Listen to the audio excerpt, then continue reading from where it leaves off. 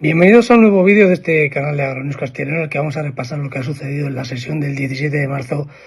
de la lonja de Zamora, una sesión en la que sigue el porcino recuperándose de la crisis vivida tras la aparición de los casos de peste porcina africana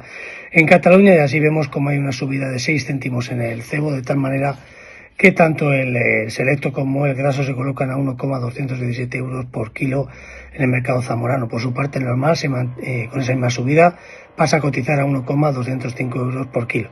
Por lo que se refiere a los animales para desvieje, subida de 6 céntimos para marcar un precio de 0,46 euros por kilo. El ibérico se mantiene en los valores previos, de tal manera que en el mercado zamorano cotiza a 3,03 euros por kilo aquellos animales criados por pienso y que pesen menos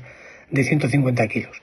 Por lo que se refiere a los lechones, fuerte subida de 5 euros por animal, de tal manera que los de gran partida se colocan a 72 euros y los de recogida lo hacen a 66. Y finalmente hablar de la repetición de precios de los tostones con destino al sacrificio, que se mantienen en los precios de la semana previa. Estamos hablando de 27 euros en el caso de los animales de entre 6 y 8 kilos y a 36 los que tienen la calificación de sin hierro.